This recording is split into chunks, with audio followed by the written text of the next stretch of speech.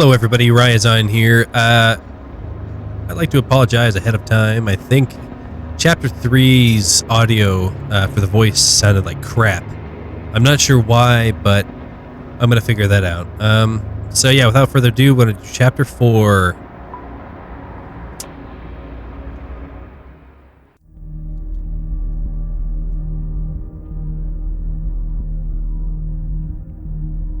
The ride up the elevator is tense. I take a series of deep breaths, doing everything I can to stay in control. Emmy has gotten back to her feet, but her head is pressed against the elevator wall as she suppresses a series of sobs. I find myself trying to remember the way those creatures looked, but my mind seems to shudder at the effort. I have seen something that is an impossibility, a mockery of what I should know is real. This fills me with a terror that dwarfs anything else I have felt since discovering the facility. I try to focus my mind on something else, and that's when I remember that I've just murdered Marcus. I killed Marcus, I say, the thought feeling like jumping into cold water. Had you ever killed anyone before, Amy asks. No. He was going to kill me, she says. I'm sure of it. Probably. Well, thank you, she says, but her tone is unsteady and her face is unreadable. Still can't believe I did it. I can't even imagine, she says. She then looks to me and asks, all of that, it really happened, right? I can only nod because I feel some of her disbelief trying to sneak into me, almost like it's contagious. So, I say, how did you end up here? She gives a nervous chuckle and shrugs. I used to work with the Pentagon. It was some pretty upper echelon stuff that I still can't discuss. I assume this place is even more upper echelon, I said. This place isn't even on the scale, she answers. My other job was a cakewalk compared to this. Then why stay, I ask. Because the money is ridiculous. I have a 13-year-old daughter already talking about Harvard. You do the math. Any other kids? No, just the one. Her dad split on us when she was 3. I never remarried, so no siblings for her. I may have only gotten one, but the one thing I got is amazing. Amy pauses, before continuing softly. What if I never see? Her voice breaks off. The words too terrible to say. Her eyes fill with tears. The elevator comes to a stop, the slight ding of it interrupting the moment. Amy hastily wipes her eyes, and we waste no time in getting back inside the command center. Audio is still holding up. I hope.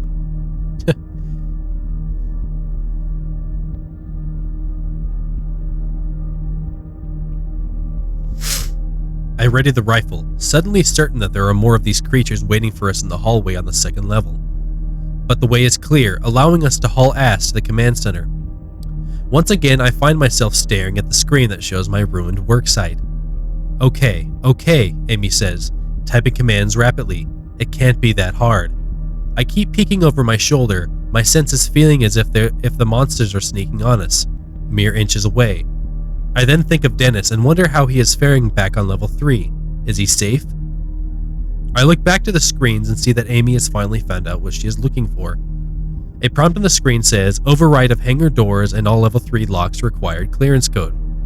Amy types in a number with shaking fingers, and the screen goes black for a moment. The moment the words override confirmed come up on the screen, Amy jumps up from the chair and heads out of the room. We have to be quick, she says. We have exactly 20 minutes to open those hangar doors.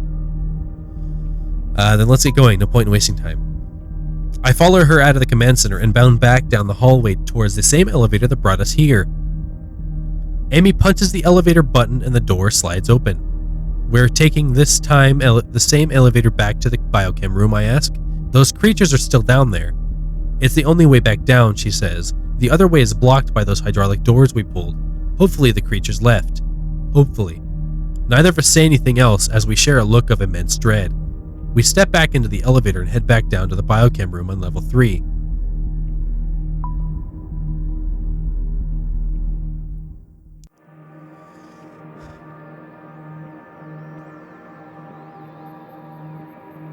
As the elevator door opens, we peer out, looking to see if the creatures are still in the area. But it's all clear. When Amy looks to me, her eyes are clear and strong. Marcus wasn't entirely wrong, Amy says as we start walking back towards the hangar doors. About what? I ask. About how I am partially to blame for this. Why would you be to blame? Some of the things we do here, it's scary. We should have known that one day something like this would happen. Everyone here with the knowledge of what goes on in level 3 is to blame, she says. It's a highly advanced research facility, I say, doing amazing but risky stuff. So yeah, you're partially to blame by just working here, but I can understand the dedication. So why don't you tell me a bit more about what goes on in level 3, I ask. Are you familiar with the Large Hadron Collider over in Switzerland? I've heard the phrase, but that's about it, I say. It's a powerful particle accelerator, she explains. Right now, they're using it to try and create what's called dark matter. It's theorized that this dark matter actually makes up the majority of the universe, but parts of the universe are very different from ours. My guess is the people at the LHC will probably create their first dark matter particle in about 2018 or 2019. Here in this facility, we were able to create one almost 10 years ago. It was the key to our research. What does this matter do? We use dark matter to assist with instantaneous transfer of a subject, but we have yet to perfect it or understand why it works. So you're saying it lets you gain access to different dimensions, I ask? That's the theory, she says. During the point-to-point transfer, the subjects are gone for about 3 to 6 seconds, but there's no way to see or measure their presence. But they exist somewhere. From what we can tell, they exist in a kind of void. Yeah, let's see what you've done with people. We have sent human subjects through. Almost all of them have returned successfully, almost. I make an involuntary grimace. Almost. There was one man, Dr. Kana, who didn't return. We don't know where. She trails off, taking a moment to collect herself. Sorry I asked, I say, feeling my mind start to bend inwards again. As we continue to walk between the silos, we walk past the area where we left Marcus's body. I barely even glance at his body, still unable to believe that I was responsible for killing him. I also don't want to look at additional damage the monsters caused. A pool of blood and mangled clothes are all I see through the corner of my eye. I realize that we are walking very close together between the silos, perhaps trying to create the illusion of safety. We reach the exit connecting to the hangar doors, where Dennis hopefully still is. My guts clench and my heart hammers in my chest as we open the door and walk through. I lift the rifle, but at first it seems that there is nothing waiting for us. And that's when I see the glowing, hulking shape to my left, closing in fast. Oh no. Uh-oh.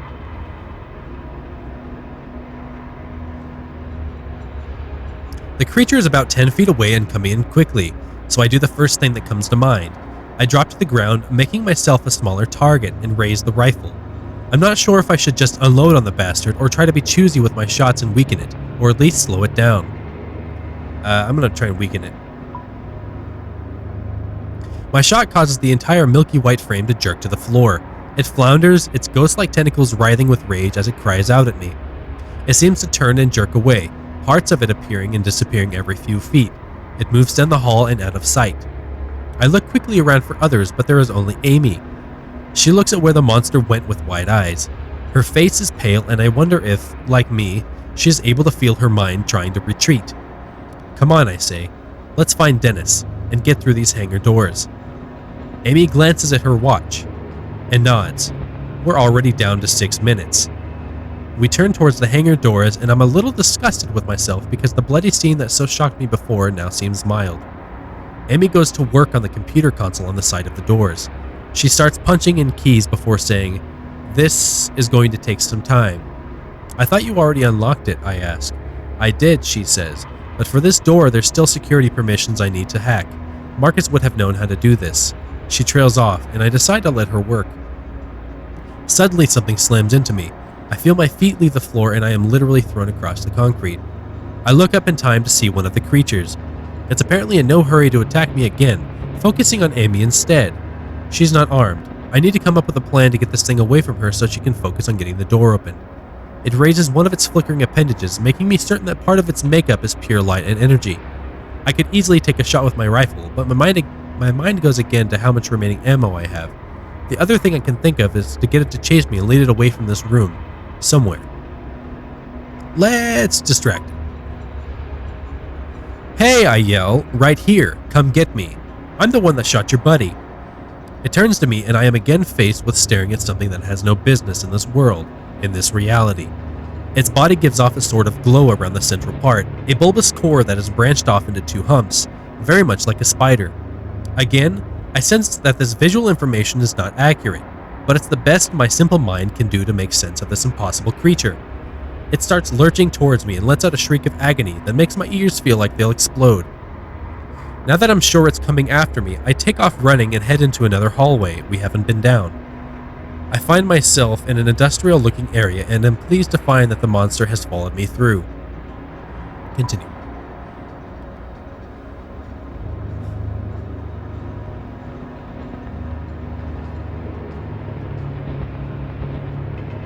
The room seems to be an assortment of old pipes and tanks. I assume some of them run further down into other areas of the facility. With the creature on my tail, I dash into the maze of metal, hoping to lose it. It's definitely having a harder time squeezing through than I am, and that slows it down. Of course, the room's not a cage of any kind. The thing is still heading towards me, shredding through the pipes as it rages. I notice that sometimes it is breaking the steel girders, but other times, it seems like it's somehow merging or changing them. Pipes that were separate are now connected together in a way that makes my head hurt. I finally get a good amount of distance between myself and the creature. I think it's lost my trail. I need to get back to those hangar doors, but there's not much time before they close shut. But if I make a sound, that creature could easily be on my heels again. I'm gonna hide. I take care to stay silent, twisting myself through some more pipes, and making my way back towards the door I entered through. The creature doesn't seem to pick up on this. I see it's glowing back as I come around. It lets out a static scream that makes my insides feel like jelly, but I don't even look back. I slide quietly through the rusted obstacle course and tiptoe back to the hangar doors. Continue.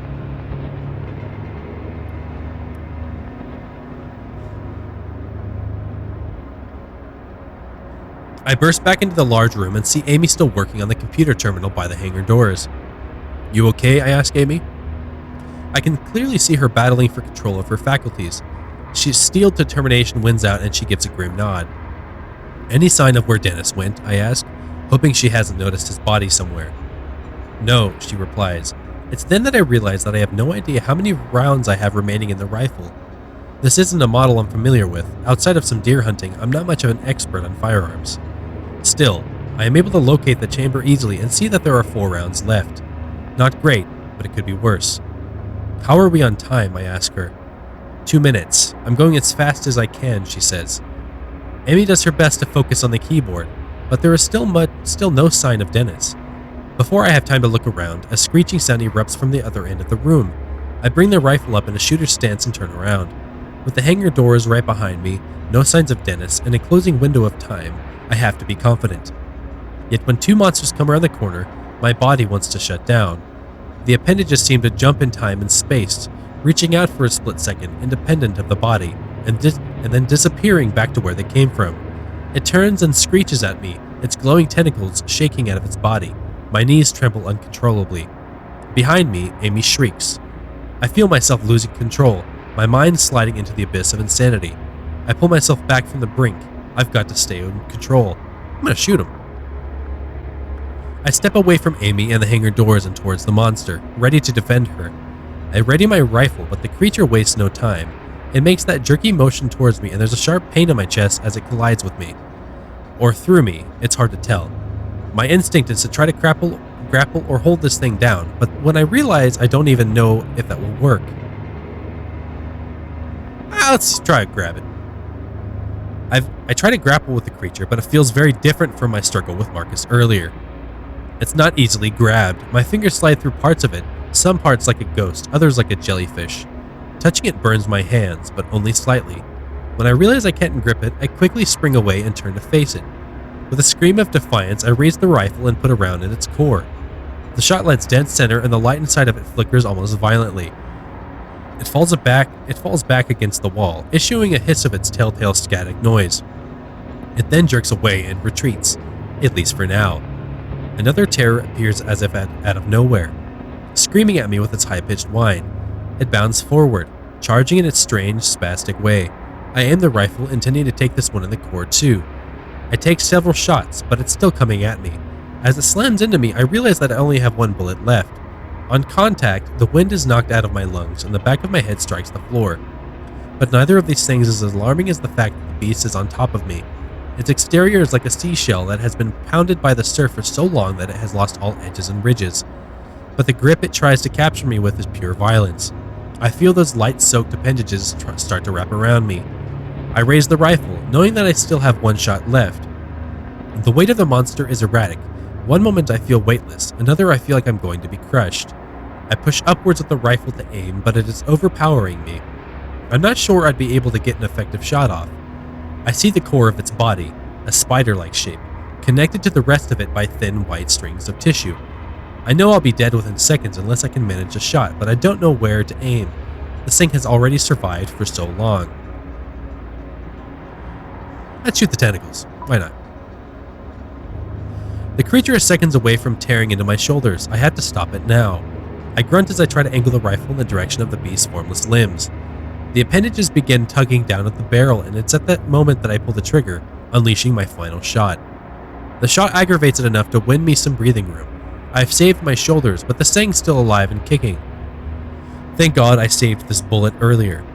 But then I see the creature extend its tentacles in a violent, whip-like motion, scampering away while making that static screeching sound. The creature disappears into thin air and reappears a few feet away from me, retreating. With a shoulder and a cry of desperation, I get to my feet just in time to see the monster head in the direction of the biochem room. Emmy looks over at me from her terminal at the hangar doors, looking petrified. I manage to help myself up when I see another figure nearing us. But to my relief, I realize it's a human figure, Dennis, with a gun. "You okay, boss?" he asks, but his eyes aren't on me. They are looking at the creature, trying to understand exactly what he had just seen. "About 15 minutes ago, I heard the door to that maintenance room unlock," Dennis says, pointing to the room I'd just tried to bust my way into earlier. "Ah," Amy said. "When I did the override up in the command center, it unlocked all small doors down here, including the maintenance room. I went inside there and hid," Dennis continues, "and while I was waiting for you to come back, I found a massive trunk. There were a few guns in it, so I grabbed this one," he says, patting his shotgun. I'm glad he found some weapons. "Yeah, no problem," he says. "Great. Now, how is that door coming along?" I ask Amy. She makes a few final key presses and says, "Done." The doors open with the noise of hydraulics and a whoosh of air. Dennis, Amy, and I climbed up ahead through the doors, moving on nothing more than adrenaline. I see her look longingly at the maintenance door Dennis took the shotgun from. "You get into the hangar," Dennis says. "I'll get some more firepower." Satisfied with the plan, Amy heads through the door. We scramble inside, finally inside the hangar. Dennis approaches from behind, holding several guns and looking like a kid who grabbed an armful of Halloween candy. Amy reaches out for a 9mm with one hand. Dennis turns to me and holds out a shotgun and a handgun for me to choose. Both look deadly. Hell yeah, shotgun. I take the shotgun, surprised at how heavy it is, but also invigorated by its weight. There are more creatures coming, as many as a dozen. They are floating down the hall quickly, their tentacles slithering. The way their light seems to mingle together is almost beautiful. "Close the door," I yell at Amy. She dashes to another terminal mounted on the inside of the hangar doors and tries desperately to close them.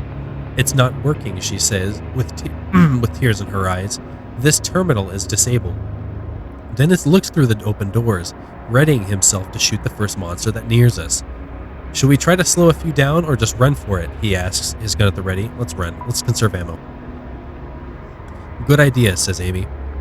With that, we turn around and sprint onto the hangar floor. And continue.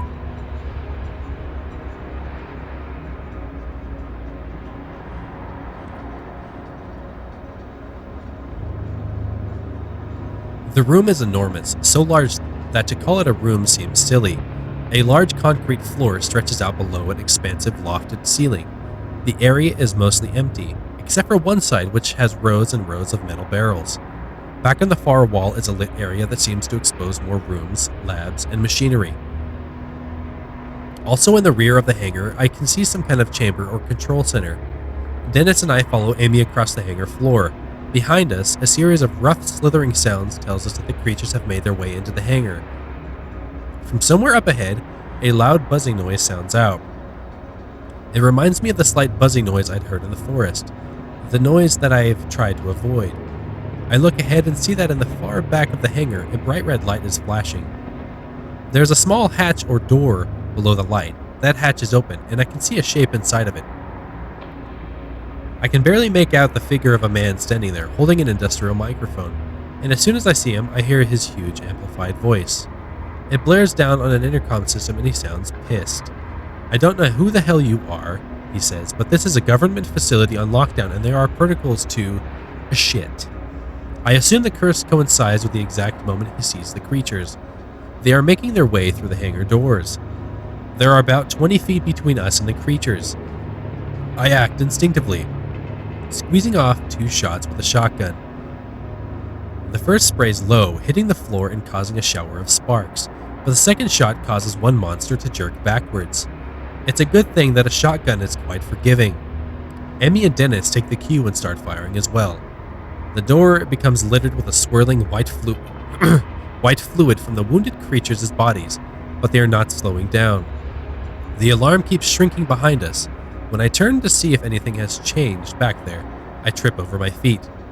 I hit the ground hard and in an almost comic fashion slide several feet across the floor. From the ground, I see that we have managed to turn back 4 of them, but I also see that my estimate of a dozen is off. There are at least 20 of them. Their sick dim light, sinister and gloomy. Their appendages seem to bind together as they come forward. My only hope of survival is that the man in the far doorway has somehow shut that hangar door. His voice comes blaring over the intercom again, broken by the booming noise of the gunfire that we are laying down. "Run here towards the isolation chamber." I'm not sure how much time we have. I realize that I can sprint ahead of Amy and Dennis, or I can hang back and give them cover. I'm gonna keep shooting. "Go inside where that guy is," I say. "I'll make sure we don't have any of those things right on our tails. I'll hold them back for a while." I know it sounds macho, but it also feels like the right thing to do. I have to at least try to give us some kind of a chance for escape. So as Amy and Dennis run through the doors, I blast at the next thing that I see moving. All I get for my troubles is that static-like hiss and a high-pitched whistling noise. I'm able to beat them back a bit, forcing them to scatter. Each flicker of light is a small victory. If nothing else, I'm buying Amy and Dennis time. When I'm certain there is nothing more I can do, I turn and run. I hustle, quickly catching up to Amy and Dennis, who stop and turn to provide me with cover fire. "There," Amy says, pointing to the small door where their man standing earlier. The swarm is less than 15 feet away now, so furious that they are pushing through one another to get to us. I fire, still not quite used to the kick of the shotgun. I aim for the core of one, but the shot hits low. Still, it knocks the bastard back, giving me time to readjust. We are in the middle of the hangar floor now, with the isolation chamber ahead and the monsters behind. Beside me, Dennis also fires. The kick of the gun jolts him, probably as a result of him being weakened from the blood loss. His shot lands true though, causing a jerking stumble and a flickering of its light. "We're almost in," Amy yells as we get close to the door, and we hope will save us. I'm going to tell them to go in first. "Get inside," I tell Amy and Dennis, motioning for them to get moving with my gun. I open the door and give Dennis a push toward it. He resists, more eager to try taking down another of the beasts before he makes it to safety, but he eventually gives in.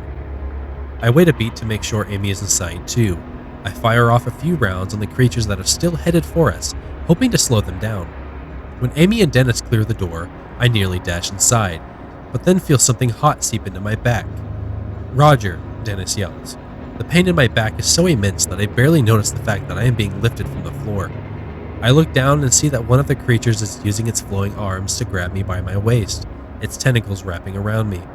It lifts me into the air, as if presenting me as a trophy to its friends. I can't angle a shotgun to fire off a round, so I bring the stock of it down on the monster's translucent, smooth body. It's like striking at fog. My attack has very little effect. As it continues to hoist me up, screeching its approval, Dennis comes back out of the room and fires off a shot. The bullet catches the monster on the other side of its core, sending it backwards and causing it to freeze for a moment. It releases me as I hit the ground, dropping my gun and again finding myself unable to breathe. I feel slightly dizzy, but that fades when I see Dennis is still standing outside the door. He's firing into the beast like a madman and doesn't see the one to his left coming in along the edge of the wall. Push him out of the way. I try to dash towards Dennis to push him out of the way, but there's not enough time. Crap, I kill him. The creature jerks out of existence and then reappears right behind him. By the time Dennis turns and sees the creature coming, it has already drawn several of its appendages back to strike. Dennis tries to raise his gun, but it's knocked away by one of the tentacles. A second tentacle strikes and Dennis is spun around and thrown off balance by the attack. Dennis catches himself before falling. A third tentacle wraps around Dennis's forearm and I can see it squeeze, tightening instantly. The tip of the appendage passes clean through his hand, its blood-soaked tip poking out through his palm. Dennis's face grimaces with pain as he tries to wrench his arm free, but the creature's tentacle has his hand speared, like a nail through wood. In a moment of clarity, I realize that I can free him with a clean shot at the monster's tentacle, but it will likely mean blowing Dennis's hand off.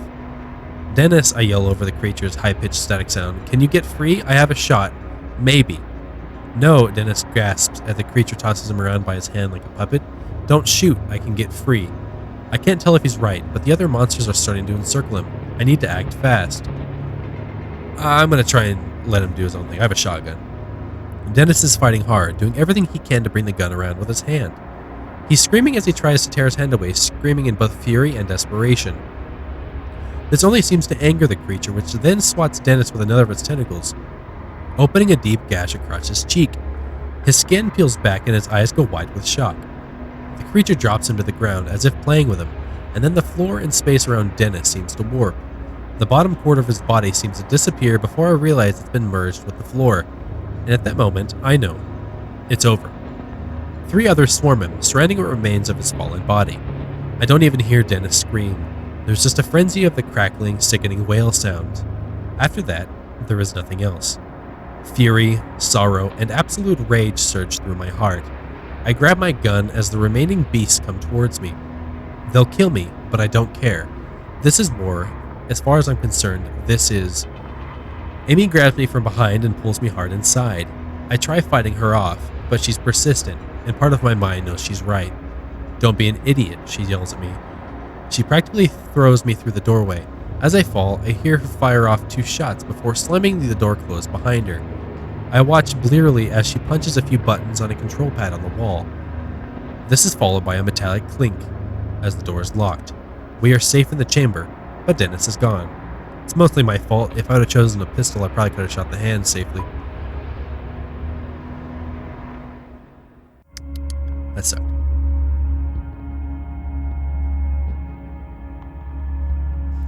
We are now inside a large, reinforced chamber of sorts, almost like the inside of a submarine. Near us in the door, shut tight, far away from us along the back of the wall are all sorts of controls and monitors. It seems clear that this metal door is impenetrable, at least to them. I'm fairly sure that they aren't getting in. "Dennis," I say. "I'm sorry," Amy says, "and I'm sorry for pulling you back, but you were walking to your death out there." "I know," I say, "but that doesn't make it easier." I couldn't quite see, but it looked like you may have had a shot. Why didn't you take it?" "I thought I could get away." "Roger," Amy says, "my God, I'm sorry. There's no way you could have known. Who did I think I was, trying to bring him into this wretched place, hoping to save his life? A lot of good that did. I ended up letting him die right in front of me anyway." Out of nowhere, an image of Dennis pumping his fist after winning a game of pool pops into my head. Dennis always wins, always gets away. Except for this time. "It's terrible for me to say," Amy says, "but you're right. He's dead, but we're still alive, and we need to get out of here." "How?" I say, nearly mocking her. "By taking it one thing at a time. We need to figure out how bad this is and how to get ourselves under control. And then, well..."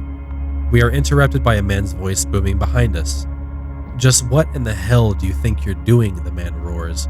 He's an older man who seems to exude power and authority, but he also looks tired and scared. I assume this is Barksdale.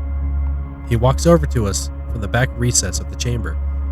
"We didn't have a choice," Amy responds. "We had to." "Did you override the locks on the hangar doors?"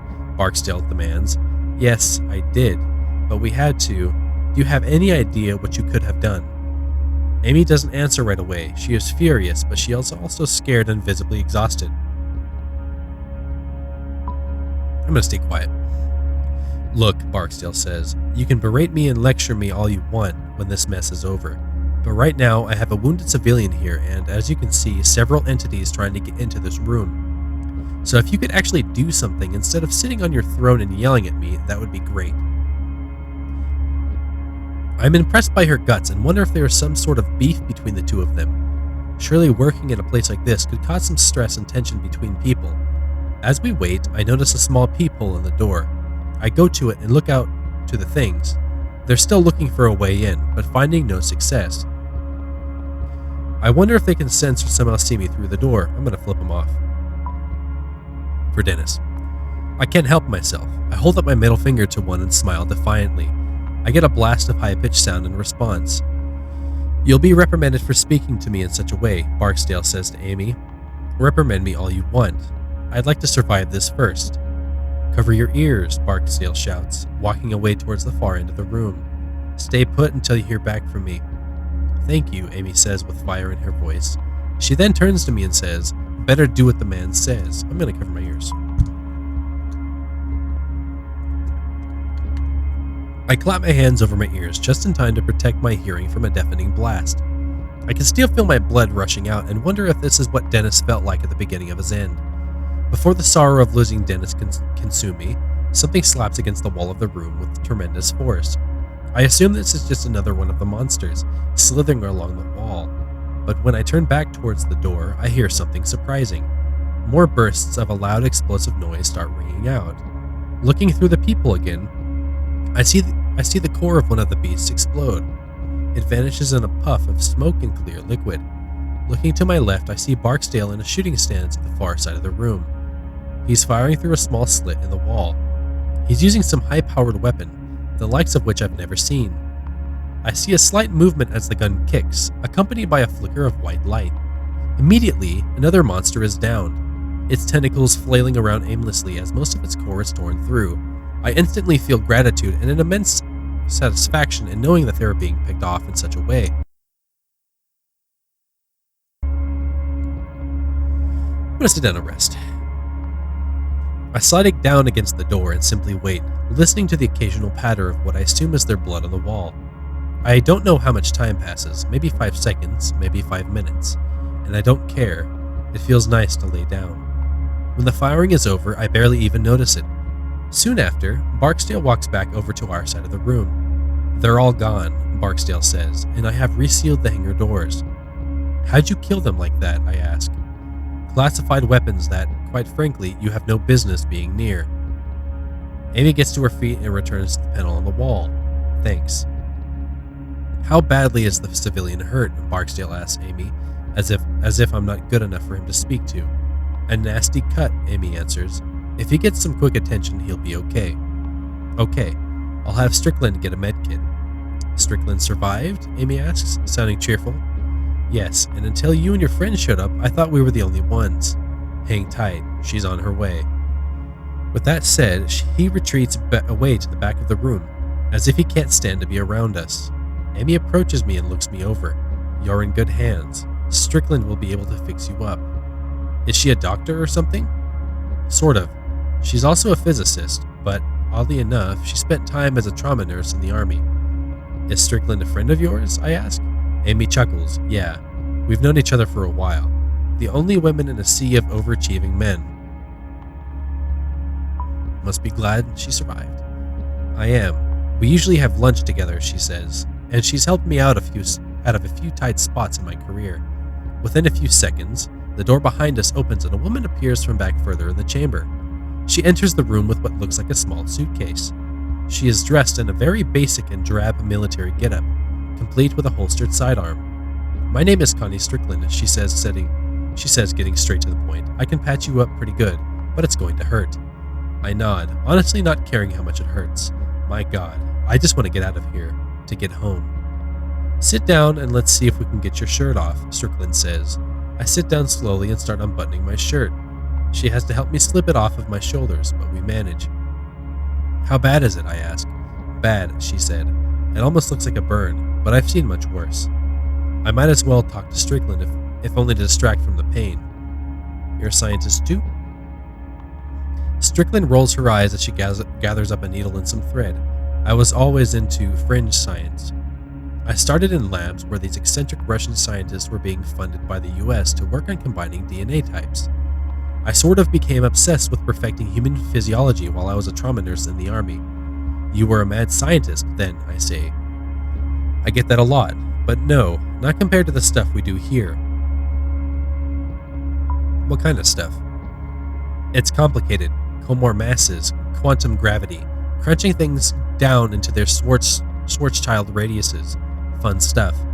Yeah, a mad scientist, I say, trying to keep myself calm with dry humor. There are lots of small labs working on the same stuff, she argues. They just don't have our funding. When you guys ran in here, she says, I was horrified.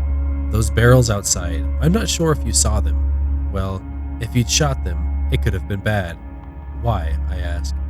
The gray ones are filled with an experimental fuel that is highly flammable. The yellow ones contain liquid nitrogen. What? I ask. Just laying around? Well, this area is the safest in the building, the most secure. Well, it used to be anyway. And take this, she says, handing me 4 pills. Painkillers. They won't work immediately, but they'll dull the worst of what you're feeling. Are these the best idea, I ask? Won't they make me dizzy or out of sorts or something? All I get in response is an annoyed and determined look. I'm not going to take them. I need my focus. Really, I say, I don't want to get lightheaded in case we have to move fast. I can handle it. Your call, Strickland says as she starts working on me. She slathers the wound with some sort of liquid that stings like crazy, and I gasp. Grin and bear it. Like a man. Like a goddamn man. Ready to stab me yet? Strickland asks. I'm fine, I hiss.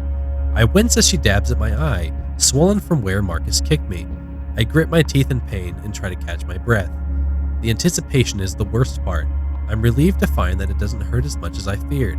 It's no picnic for sure, but compared to the fire-like pain in my wound, it's bearable. So you and Barksdale are the only survivors, Amy asks. It seems that way. Those that didn't appear into thin air were killed by those things, Strickland says, nodding to the secured door. How many were killed? I'm guessing 30 or so, Strickland says. I'm not sure how many were scheduled to come in today. I'm glad to see you. Where were you when it happened? Amy asked. I was in the microlab on level 2, Strickland replies. Park and O'Brien were in there with me and they just disappeared, I guess. It looked like they were being stretched, distorted, and then there was a ball of light and they were gone. The ball of light just annihilated everything it touched. Would it leave a perfectly round hole, I ask. A light bulb turning on in my head, we saw one of those up at the logging site. That was probably the same phenomenon, Strickland replies. Amy looks like a child afraid to ask an adult for something. Finally, she asks, where did they go? We don't know, Strickland says. It could be an infinite number of different dimensions, or even some dimensions that merge and mix together. It could also be a place that exists between dimensions. Barksdale calls it the void. I'd call it dead. No, she says. We keep tabs on the heart rate, blood pressure, and breathing of all the rats and human test subjects. Wherever they go for that time, they are still very much alive.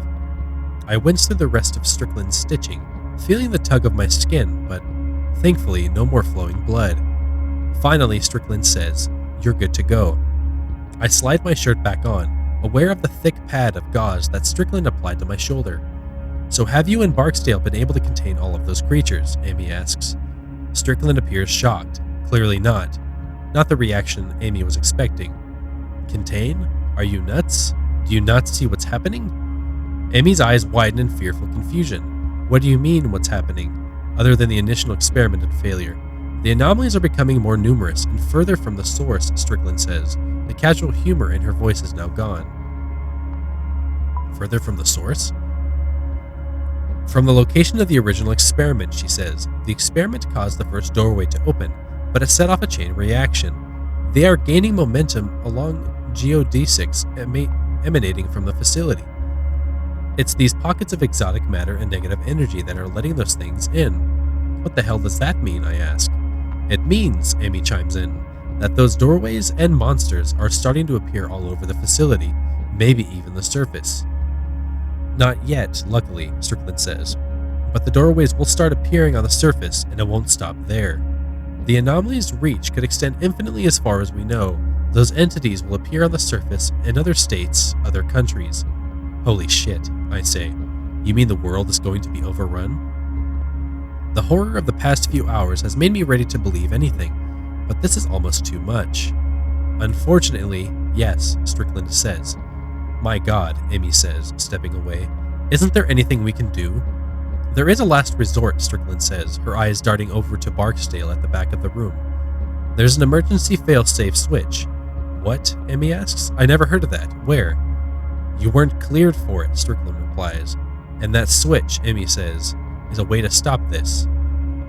Yes, Strickland says, seeming uneasy with the conversation. Why haven't you hit the switch already? Well, there's two problems with hitting it, Strickland replies. The switch is our eraser. It destroys the entire facility and terminates any systems or experiments that are being conducted. It's also an emergency shutdown for the interdimensional travel. It puts an event horizon around the facility. What the hell is that? I ask, incredulous. It's the perimeter of a black hole, she replies. The boundary inside which nothing can escape, not even light. So the first problem is we'd all be killed, sucked into a black hole before we'd have time to evacuate. The second reason, Strickland whispers, suddenly quiet, is that Barksdale won't allow it.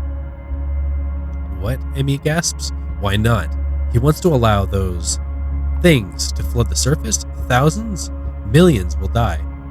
Strickland puts her hands up, silencing Amy. They both peer over to the far side of the room, where Barksdale has his back turned. I know. He says he doesn't care. He says he'll be happy to be rid of the oversight, so he can continue his work. The oversight? Amy almost screams, regaining control over her voice when Strickland gives her another look of warning. You mean our government? I ask. He's aware this could disrupt, even topple our government, and he doesn't care? Strickland sighs. Barksdale is, well, he's off the range right now. He's gone rogue, and he's armed. This comment makes me look towards the shotgun I brought in with me. I'd nearly forgotten it in the last few moments. While Barksdale had his back turned to us, I take it in my hands and slide it behind me.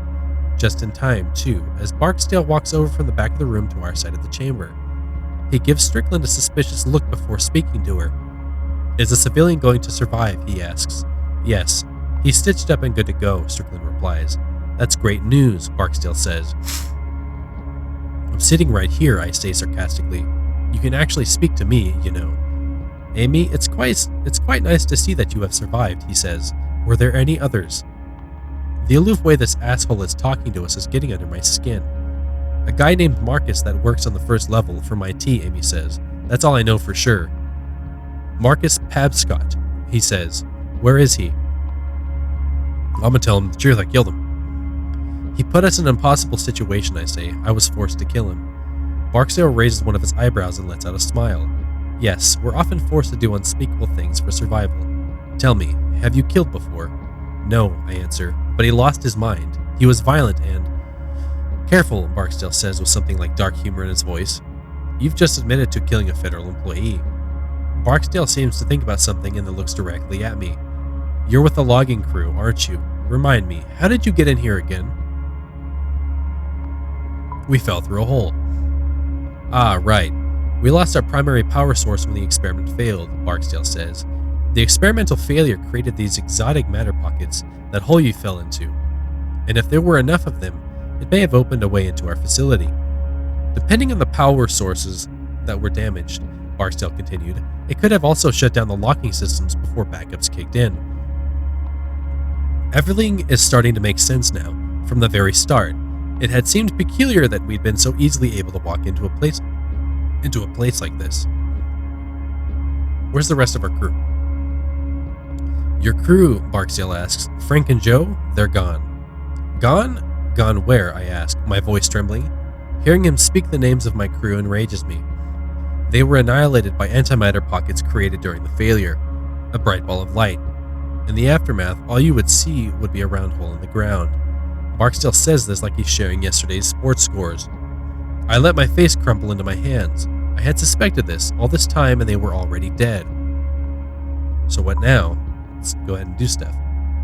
Now it's time to continue our work, Barksdale says calmly, turning away to the instruments on the near wall. I'm going to keep quiet for now. This guy sounds like a complete lunatic, but he's a lunatic that's accustomed to power and armed with some kind of advanced weaponry. So I keep my intentions unspoken, assuming Barksdale is used to going unchallenged by people he considers beneath him. He certainly seems like that type. I want to continue my work, Barksdale muses. Other researchers will eventually discover what we have, sure. But I want it to be me. This is my laboratory. These are my experiments. The work I've led here, will earn my place in history. And quite frankly, I don't need to explain it to you. Up on the surface, they'll struggle to defend themselves, since they won't know what they're dealing with. I have the necessary weapons. After a few months, who knows? Maybe I'll dedicate the world. Maybe I'll decide the world is ready for me to help them, and we'll go from there. He turns his back to us as he says this, walking to the far side of the chamber, like we're some kind of distraction. Amy takes this opportunity to whisper to us. We need to hit that switch, she says. It's the only option. What he's saying is murder, treason, genocide. She looks over to Strickland for support, trailing off. But Strickland looks at the ground, clearly torn. She won't look anyone in the eye and makes an effort not to look at Barksdale. He seems distracted with whatever instruments he's studying on the far side of the room. At this moment, I realize my body feels like a bomb went off inside of it. Maybe those painkillers wouldn't have been so bad. Strickland finally whispers a response. Even if we decide that we want to hit that switch, Barksdale won't allow us. You can figure something out, right? Maybe you guys can make a break for it, Strickland whispers. Where is the switch located? Emmy asks. There's an elevator out in the hangar, Strickland says. Take it to the basement. The switch is at the end of a long tunnel. But Strickland never finishes. Two things happen at once as she speaks, her mouth stopping in mid-sentence. First, a loud booming noise rings out, and then the top of her head seems to explode. Amy screams out in surprise, and I jump back in shock as Strickland's body collapses beside me. Behind her fallen body, Barksdale is holding his experimental rifle, and now he's pointing it at us. Oh, I gotta kill him now.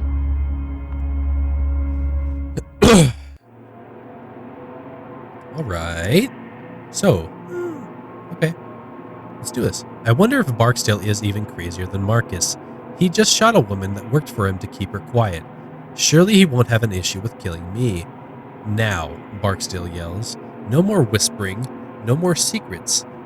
You two will stay in here and get away from that door. If anyone whispers one more thing, I'll blow your heads off.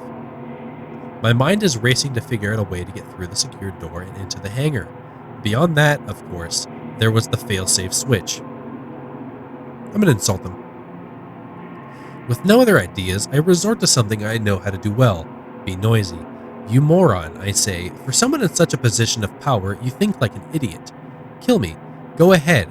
But you better get someone out into those woods to move my equipment. You really want the police snooping around a wrecked logging site for missing loggers? If someone as dumb as me found my way into your little hideout, my rant is having its intended effect. Barksdale's teeth clench and rage fills his eyes. You're a fool, he shouts. You don't have the slightest idea how difficult the work we do here is, how advanced and world-changing. I'm gonna keep him going. You scientists think you're so smart, I interrupt, but you have no common sense. All the knowledge in the world is useless if you have no moral compass. Barksdale is starting to lose control. His breathing intensifies. If you think for one moment that you could do, as quickly as I can, I raise my gun and fire. I don't even take aim, I just fire in Barksdale's general direction. Barksdale takes off running as my shot misses wide. He runs for cover to the back of the room. That's all we need. Amy also fires a shot to keep him under cover as we head for the door. Amy presses a button and the door swings open. Barksdale will be on us in a second, so we dash out into the hangar, ready to defend ourselves.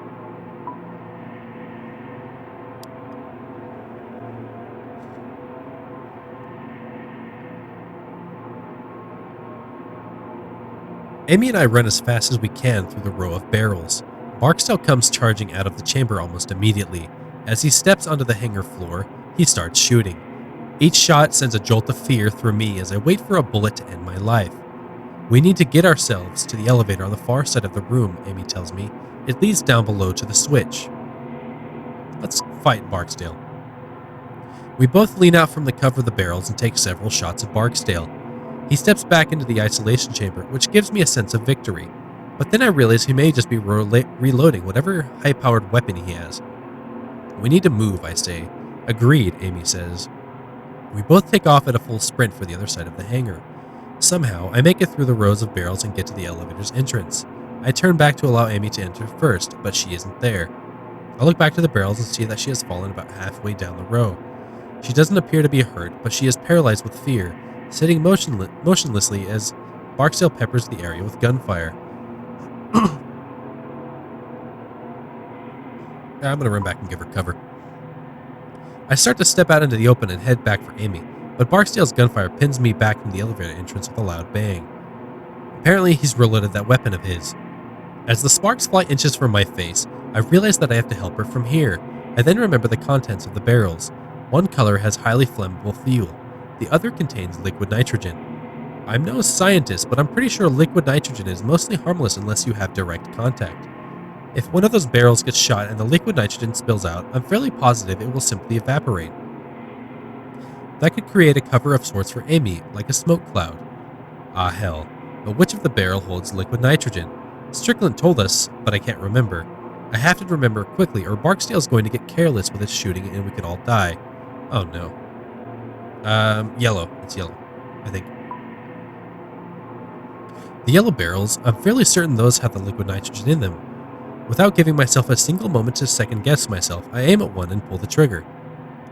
There's a pinging noise followed by a hiss. A stream of liquid nitrogen spills out and begins to evaporate immediately. Amy looks around for a moment, clearly baffled, but then figures out what I've done. She hits the ground right away, and for a moment I lose sight of her in that cloud of mist. Behind us, Barksdale starts to fire, apparently not caring if he happens to hit one of the barrels with fuel in it. Moments later, I see Amy's shape emerge from the mist. There's a terrifying second where she's out of the mist and in the exposed space between the barrels and the protection offered by the elevator's interior. Barksdale gets off 2 shots, but the nitrogen mist has obscured his vision too much for him to get proper aim. However, one of them nicks Amy's leg, sending her tumbling just before she reaches the entryway to the elevator. I dash out, lift her up, and we both hobble over to the elevator behind the cover of the mist. Thanks. Thank God you remembered which barrel was which, she says. I reach out to press the call button on the elevator. We both step inside and close the doors. It's a service elevator, made of wood and metal, like something from a coal mine. We step inside and the doors close. The motors on the elevator sound like dying dogs. As the elevator slides down, the light from the flames give way to complete blackness.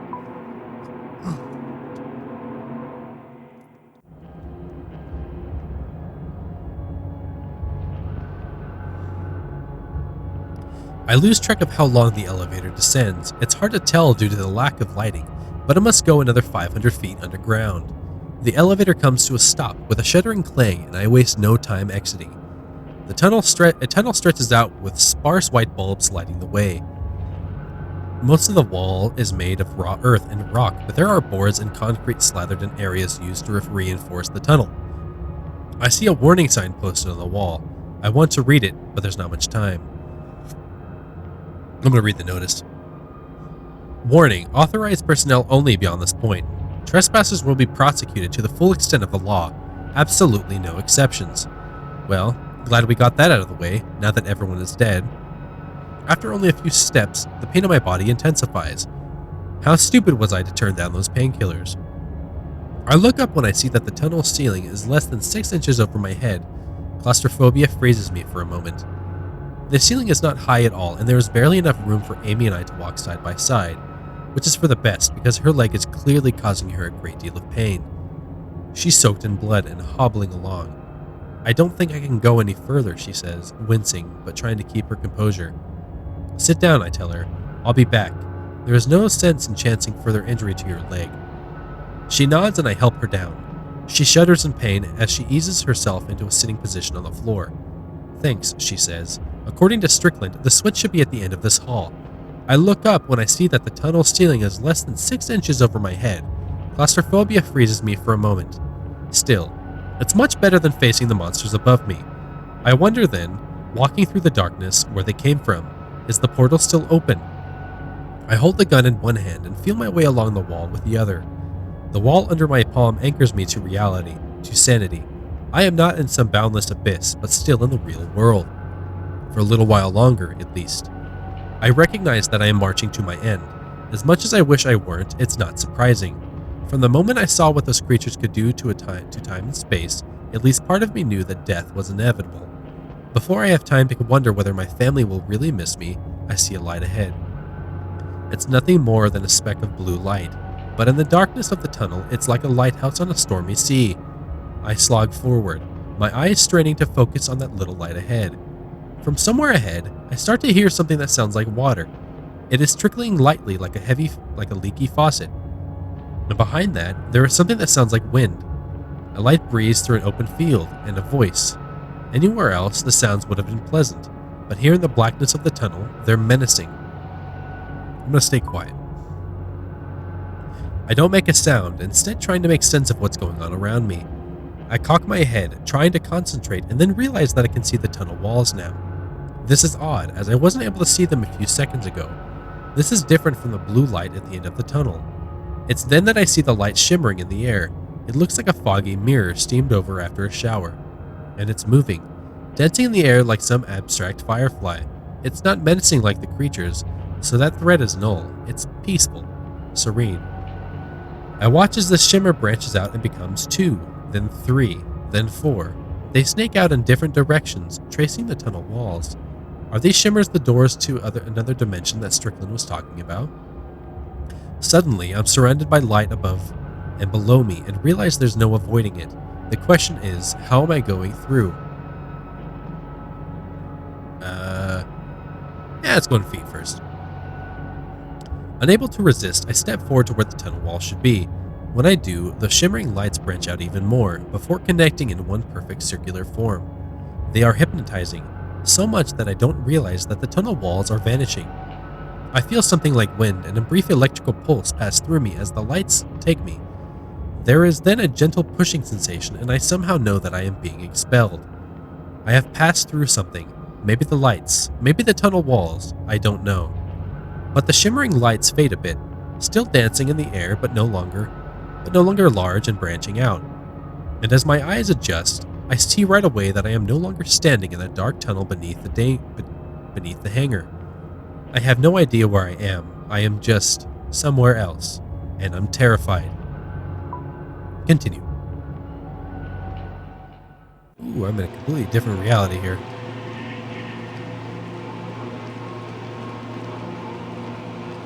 The ground I land on looks like hot coals. There are dips and many cliffs breaking the landscape ahead of me. There's a wash of orange and blue overhead in a sky that makes no sense. It is both beautiful and terrifying at once. A scattering of stars hang overhead, and they all seem to be breathing, pulsing with a gentle energy, as if alive. I can't tell if there are clouds in the sky because everything about it, from the colors to the trembling horizon line, seems to be amorphous. Everything is knitted together, living. I stare a moment longer and can swear I feel the sky breathing. Far off to my right, I see what looks to be a plume of fire, small yet bright, with no source of fuel. It looks as if the ground itself is creating the flame. Several more of these flames dot the landscape further out. The air is thick and muggy. Then I realize something horrible. I don't know if what I'm breathing here resembles air at all. In a place like this, one of impossible beauty but also very stark horror, my mind doesn't know what to do. A wave of nausea comes over me, and I think I might be sick. I'm not sure if it would be better to fight it or to give in. The white light that brought me here is nowhere to be found. Is anyone else even here? Is there any way to escape? I'm gonna look around and start yelling out. I continue to look out at this nightmarish landscape and see a few other unexplainable oddities. There are billowing flames in the distance, not like a volcano or explosions, just some kind of slow heat crawling upwards that defies reality. This analogy seems even more fitting when I see the thin veil-like roots of the fire twisting into the ground and then darting back out in all directions. I get that sick feeling again in my gut and realize my mind just needs something to focus on. It's then that I hear a voice. It is faint, distant. I turn and hear it coming out of one of the massive crevices along the ground. Inside of the crack, about 10 feet down, a very pale man lies on a ledge. He is a human, but looks close to death. He is in the center of a large pool of blood, and his left leg has been twisted and torn in an unnatural way. As I look up to the ledge, he looks up and sees me. "Help me, please," the man says. His eyes are wide, although everything about him speaks of weakness. He is close to death or insanity or both. "Who are you?" "I'm Dr. Kenna," he strains to get out. "I work in the facility. Please, help. I want to know more, but it seems cruel to steal what look like his last breaths just to answer my questions. I'd love to," I respond, "but I don't know where the hell I am or how to get back home." "The light," he says. "It's a doorway. It might take you back to the facility."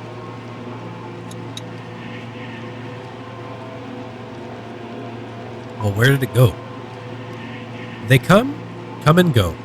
They'll be back. Now please, help me." I desperately want to help, but there's no way I can reach him. His ledge is too far away above the pools of fire. "I don't think I can get to you," I say. "No, that's not what I mean," he replies. His eyes are on the shotgun that I almost forget I am still holding. I realize that what he wants me to do, and I shake my head. "I can't," I say. I can't do that." "Please," he pleads. "Those things, they have the others that came here with me.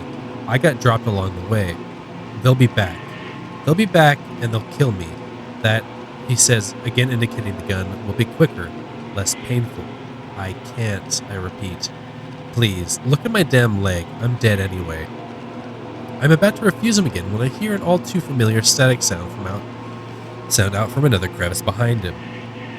I hear another one of those shrill noises and then watch as one of the monsters materializes up out of the neighboring crevice.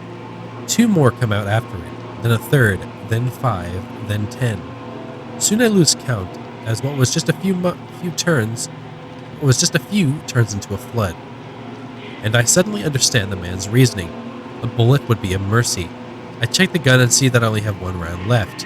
I can use it on this guy, but I may need it for myself later. From beside me, the man pleads again. "My God," he says, a waver of lunacy in his voice. "Please, I'm not going to shoot him. I need the ammo, sorry." "I'm so sorry," I say. "I can't." What I don't tell him is that I'm in a situation where I have to keep this one bullet. I can't waste it on him. He whimpers a bit, and I look away, unable to see that misery on his face. Behind me, I hear him give a mix between a scream, mixed with the high-pitched noises of the army of the creatures. Their volume rises as he lets out cry after cry. I clench my teeth as the torture continues. Then suddenly his voice is silenced, and only the sick static sound remains. And that's when I see the shimmers wavering to my right, in the direction I originally came from. I look back to the monsters and see that they have now noticed me. Some of them begin floating up the walls of the crevice. There are less than 10 feet separating us. The shimmers of the white light are within arm's reach, its movement reminding me of a fish in an aquarium. I reach out and feel myself accepted by them again. I feel the sensation of wind and wait for the feeling of being pushed out, back to the tunnel in the facility. But it doesn't come this time. This time I feel something else. I feel a tugging sensation that seems to want to drag me in all directions at once. As the world goes dark, I realize that I am somewhere else, and it is not the darkness of the tunnel. This is the darkness of a total void.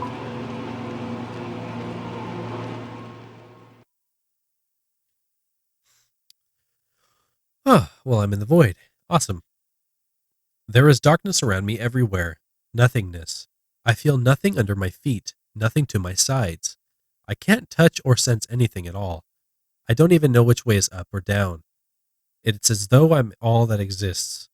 And as I remain there, I just hear silence. Not even the sound of my heartbeat.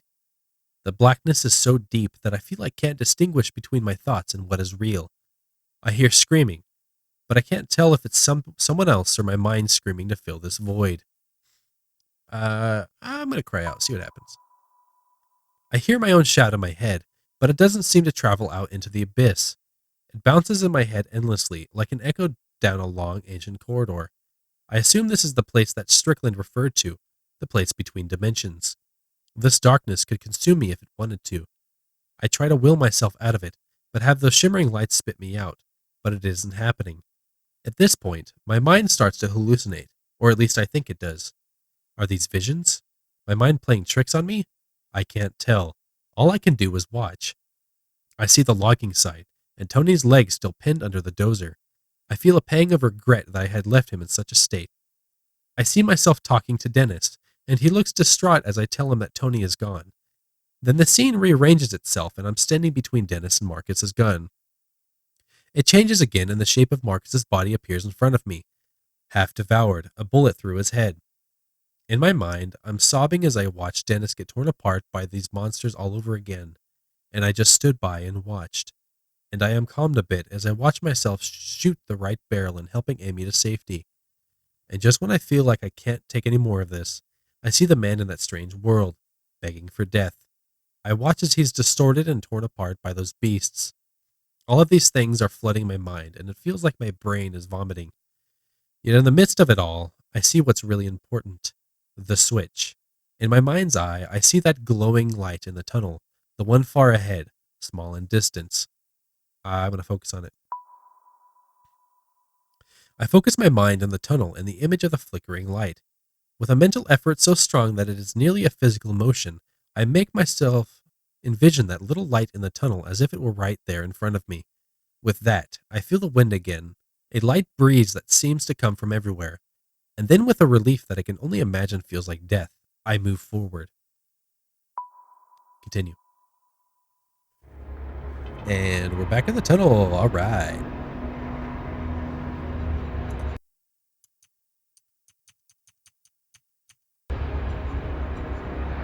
I'm ejected from the void and I'm suddenly standing in the tunnel again.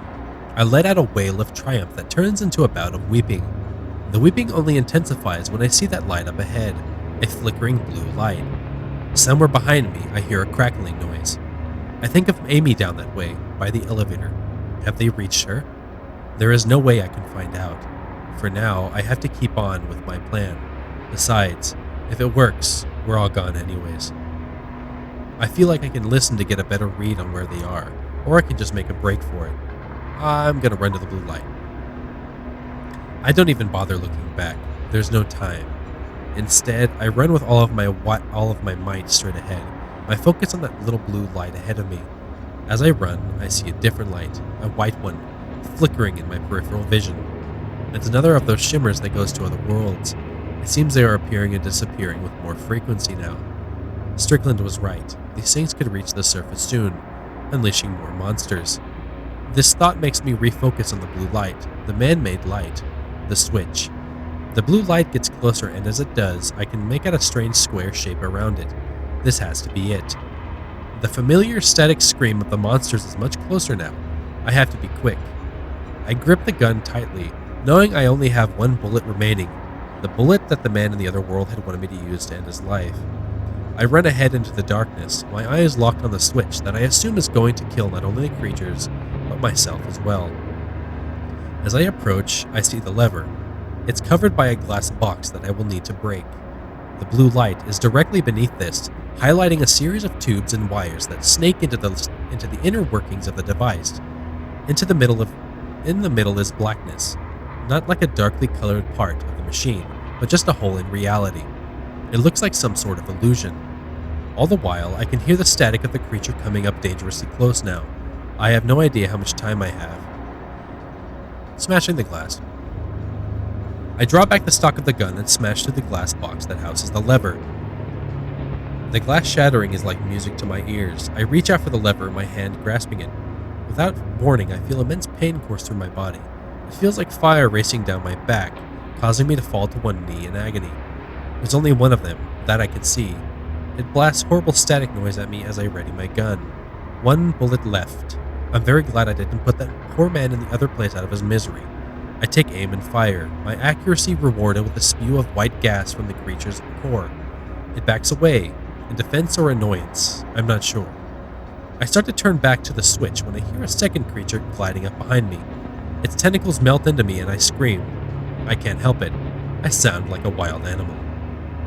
I can try to keep fending them off, or I can go for broke and just focus on the lever. Creatures be damned. We're all dead anyways. Spring for the lever. I put all of my strength into my legs. The moment the monster in front of me draws back its eel-like arms to grab me, I pivot backwards. My back strikes the machine, sending agony rocketing through my entire body. I'm so thankful I broke the glass before this moment, before the coming violence. I stretch out and grab the lever. With one last desperate scream that shreds my voice, I jam it down. The tunnel is suddenly filled with a flash of intense darkness. It expands from the switch, swallowing the matter around me. At first, I'm sure this is the end of me. I expect the darkness to consume me, followed by death. But then another shimmer of dancing white light appears next to me. There are more of those streams of light, rips in space like the ones that previously sent me to that other ungodly world in the void. With nothing else to do but die, I try to escape into the shimmer. When that stream of light envelops me, the expanding darkness of the switch is gone, and I feel a huge push. Ooh, we're in the cosmos of some kind.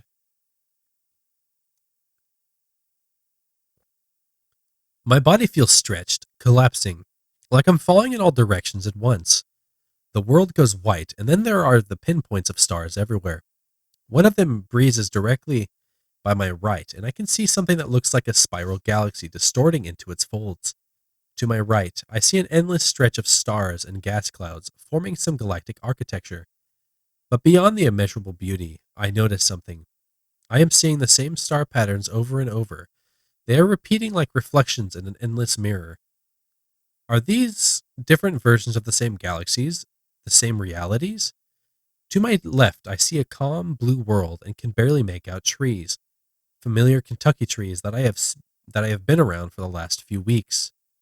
To my right, I see an orange world, and there are trees there as well, but something is strange, disturbing. As I zoom by, I'm not sure how much control I have in this unusual place, but if I can direct myself, it's worth trying.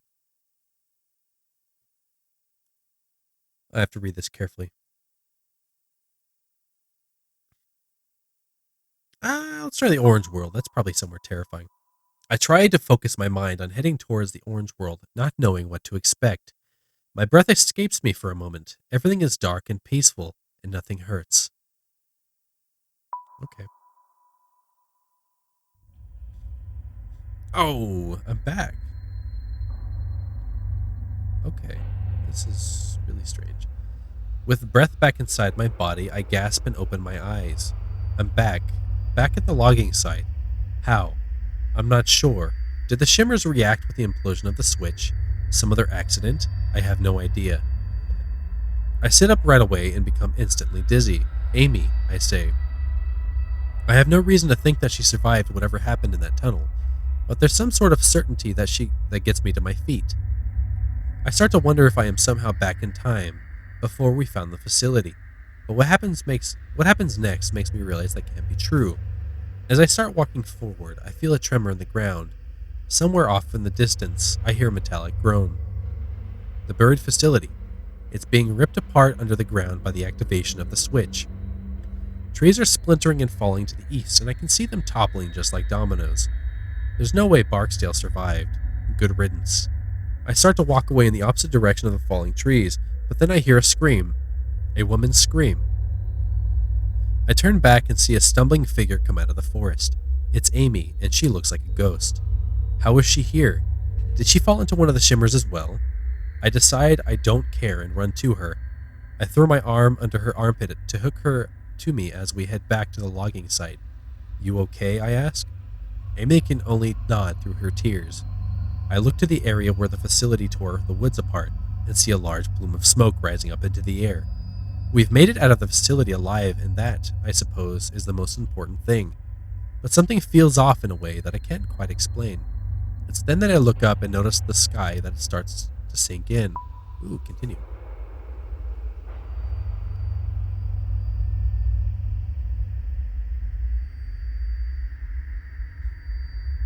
There's something different about it, something not right. That sky does not belong here. It is a sky of oranges and blues, stars pulse in and out, as if alive.